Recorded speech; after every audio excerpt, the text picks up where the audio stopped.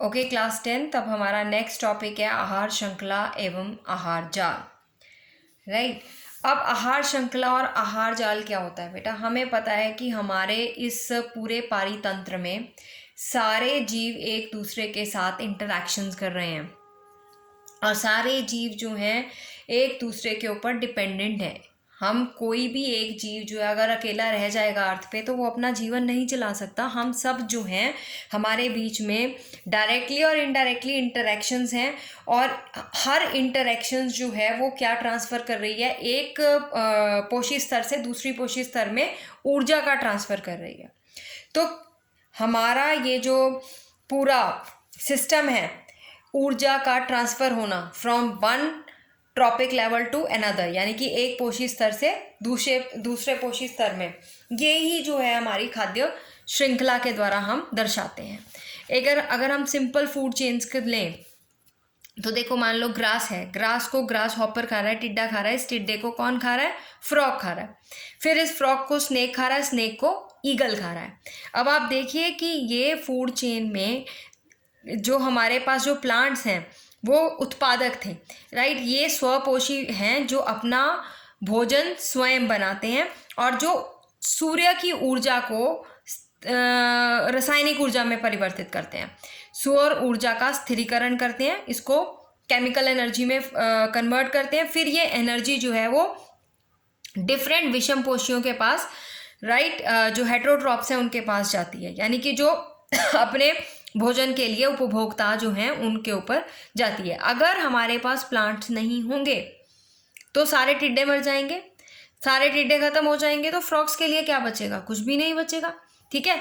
और ये तो एक हमने फूड चेन की बात की है सिंपल। अब हमारे एटमॉस्फेयर के अंदर ये सारी फूड चेन्स जो होती हैं वो इंटरलिंक्ड हैं, ठीक है। अगर हम अपनी धरती में देखें तो कोई एक फूड चेन तो है नहीं, ये सारी की सारी फूड चेन्स जो हैं वो आपस में इंटरलिंक्ड है। इंटरलिंक्ड का मतलब क्या है कि अगर ये ग्रास है तो इस ग्रास को चूहा भी खा सकता है, राइट। इस ग्रास या इन प्लांट्स को देखिए, ये ग्रास है, इस ग्रास को चूहा भी खा सकता है, इनको रैबिट भी खा सकता है, राइट, या इसको बकरी भी खा सकती है। ज़रूरी तो नहीं है केवल चूहा ही खा रहा है, राइट। फिर आगे देखिए, ये जो रैबिट है इसको कोई और कार्निवोर एनिमल जो है वो खा रहा है, राइट। फिर इस कार्निवोर एनिमल को हमारे पास लायन खा रहा है। अब लायन केवल यही वाला एनिमल तो नहीं खा रहा, लायन जो है वो गोट भी खा सकता है। तो इस तरह से हमारे पास ये टॉप मोस्ट कार्निवोर जो है इन्होंने लायन दिखाया है। तो इस तरह से ये हमारे पास कितनी फूड चेन जो है वो लिंक्ड है। अब हमारे पास अगर पिकॉक को ही ले लो, राइट, पिकॉक जो है वो स्नेक को भी खाता है। ये देखो, स्नेक को पिकॉक खाता है। पिकॉक ज़रूरी नहीं पिकॉक ओमनीवोर है तो ये प्लांट भी खा सकता है, ठीक है, ये डायरेक्ट प्लांट भी खा सकता है। यहाँ पे पिकॉक बना हुआ है, पिकॉक यहाँ से स्नेक खा रहा है और ये प्लांट को भी खा सकता है। तो इस तरह से हमारे पास ये कितनी फूड चेन्स हैं। ये फूड चेन, ये एक फूड चेन है, एक मिनट, ये देखिए, ये एक फूड चेन है, राइट। ये दूसरी फूड चेन है, ये जा रही है, और ये फूड चेन आपस में इंटरलिंक्ड भी हैं। ये एक फूड चेन जो ऐसे जा रही है इसके साथ ये लिंकेज ये वाली भी बनाई हुई है। तो यहाँ पर ये तो हो गया हमारे पास फूड चेन और फूड वेब, या जिसे हम बोलते हैं आहार श्रृंखला और आहार जाल। अब हमने देखना है कि हमारा ये जो फूड चेन है उसका हर पोषी स्तर जो है वो ऊर्जा का ट्रांसफ़र कर रहा है एक पोषी स्तर से दूसरे पोषी स्तर में, और हम उसको रिप्रेजेंट करते हैं with the help of pyramids, ठीक है। और जो ऊर्जा का स्थानांतरण भी दिखाते हैं। ये देखिए, हमारे पास सबसे पहले इस पिरामिड में उत्पादक हैं, उत्पादक यानी कि पौधे, ठीक है। और ये जो है हमारा पहला पोषी स्तर है।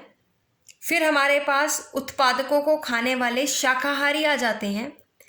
ये शाकाहारी है उत्पादक के बाद देखो, हर फूड चेन जो है वो कहीं ना कहीं पे हमारे पास स्टार्ट उत्पादक से होती है, और जो उत्पादक हैं वो अल्टीमेट एनर्जी कहाँ से ले रहे हैं? सन से।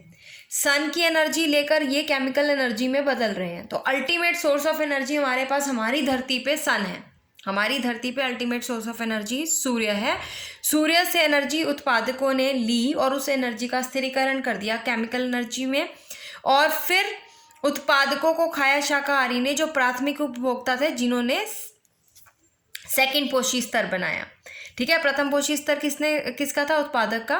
प्राथमिक उपभोक्ता जिसमें शाकाहारी आएंगे, ये हमारा दूसरा पोषी स्तर बनाएंगे। फिर हमारे पास प्राथमिक उपभोक्ता यानी शाकाहारियों को खाने वाले छोटे मांसाहारी, ये द्वितीय उपभोक्ता हैं और ये तीसरा पोषी स्तर बना रहे हैं। पहला उत्पादक का, सेकंड जो है वो प्राथमिक उपभोक्ता का, तीसरा द्वितीय उपभोक्ता का, और फिर आगे छोटे मांसाहारी को खाने वाले सबसे बड़े मांसाहारी, जिसमें हम मान लेते हैं लायन। ठीक है, अब ये जो है तृतीय उपभोक्ता, ये हमारा चौथा पोषी स्तर जो है वो बनाता है। तो इस तरह से हमारे खाद्य श्रृंखला में जो एनर्जी है वो ट्रांसफ़र होती है, ऊर्जा जो है वो ट्रांसफ़र होती है फ्रॉम एक पोषी स्तर से दूसरे पोषी स्तर में, from one tropic level to another tropic level.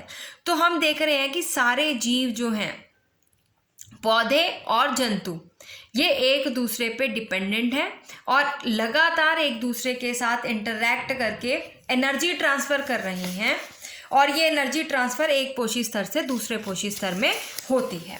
अब हम आते हैं अपने एनर्जी ट्रांसफ़र के लॉ पे। सबसे पहले बात,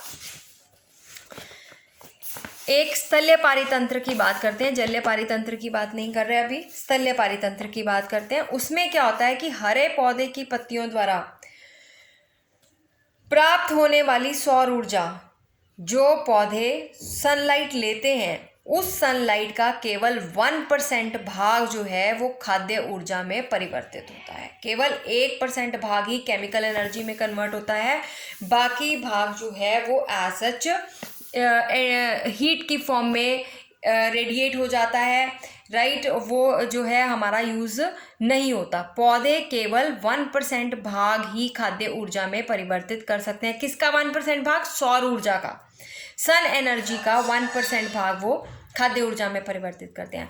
अब जब हरे पौधों से प्राथमिक उपभोक्ता यानी शाकाहारी जब हरे पौधों को खाएंगे, तो हमारी उनके पास कितनी एनर्जी जाएगी? केवल 10% एनर्जी जो है वो ट्रांसफ़र होती है, और बाकी एनर्जी जो है वो पौधों के ही क्रियाओं में यूज़ हो जाती है, या फिर वो भी हीट की फॉर्म में रिलीज़ हो जाती है। फिर ऐसे ही आगे दूसरे स्तर पर जाएगा, तब भी उसकी 10% एनर्जी ही ट्रांसफ़र होगी। इसे हम कहते हैं, हमारा एनर्जी ट्रांसफ़र का नियम, इसे ऊर्जा का 10% नियम या 10% लॉ ऑफ एनर्जी बोला जाता है। क्या बोला जाता है इसे? 10% लॉ ऑफ एनर्जी। ये लैंडमैन ने दिया था, राइट। ये मैं आपको बता देती हूँ, यहाँ आपकी बुक में गिवन नहीं है पर इसके ऊपर क्वेश्चन आ जाता है। ये लैंडमैन ने दिया था, और ये क्या था? 10% लॉ। 10% लॉ ऑफ एनर्जी क्या कहता है? ये 10% लॉ ऑफ एनर्जी कहता है कि किसी पारितंत्र में ऊर्जा का एक जीव या पोषी स्तर से दूसरे पोषी स्तर में केवल 10% भाग ही स्थानांतरित होता है। कितने परसेंट भाग? केवल 10% भाग स्थानांतरित होता है। जो बाकी बचा 90% है, वो जीवों द्वारा अपने स्वयं के विभिन्न क्रियाकलापों में, यानी कि उनके अंदर जो बॉडी एक्टिविटीज़ होती हैं, जैसे उत्सर्जन, श्वसन आदि में व्यर्थ हो जाता है। ठीक है। अब मान लीजिए अगर सूर्य की 10,000 जूल ऊर्जा पादपों पर पड़ती है, तो पादप उस कुल ऊर्जा का 1% रासायनिक ऊर्जा में परिवर्तित कर देते हैं। तो पादपों को कितने जूल्स मिलेंगे? 100 जूल ऊर्जा ही उपलब्ध होगी। 10,000 का 1% 100 जूल मिलेगा।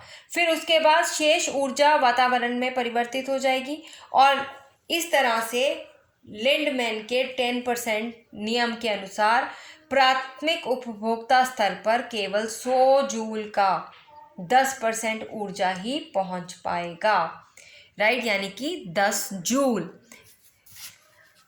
अब आप देखिए, कहने का भाग ये है कि हमारा जो पारितंत्र के डिफरेंट पोषी स्तर हैं, उसमें हमारे पास जो एनर्जी है, अगर वो ट्रांसफ़र होती है तो वो केवल कितनी जाती है? 10% जाती है। द रेस्ट ऑफ द 90% वो अपने क्रियाकलापों को यूज़ करने के लिए कर लेते हैं। आगे देखिए, एक और लॉ है, वो है यूनिडायरेक्शनल। जो एनर्जी का फ्लो होता है वो हमेशा एक ही दिशा में होता है। एक ही दिशा में मतलब हमेशा एनर्जी जो है वो सूर्य से ये उत्पादकों में, पौधों में, और पौधों से आगे उपभोक्ता में जाएगी। कभी ऐसा नहीं होता कि उपभोक्ता से एनर्जी वापस पादपों में आ जाए और पादपों से वापस सूरज में चली जाए। एनर्जी फ्लो हमेशा ही एक डायरेक्शन में होता है। तो एनर्जी का देखिए यहाँ पे एक लॉ और है कि जो ऊर्जा है, ऊर्जा का प्रवाह, एक मिनट, ऊर्जा का प्रवाह जो है वो हमेशा एक दिशिक या एक ही दिशा में होता है। स्वपोषी जीवों द्वारा ग्रहण की गई ऊर्जा पुनः सौर ऊर्जा में परिवर्तित नहीं होती। जो हमारे पास स्वपोषी यानी कि पौधे जो ऊर्जा लेते हैं उनके द्वारा ग्रहण की गई ऊर्जा जो है दोबारा से सन एनर्जी में कन्वर्ट नहीं हो सकती। ठीक है, तो यहाँ पर हमारा ये टॉपिक जो है ख़त्म होता है।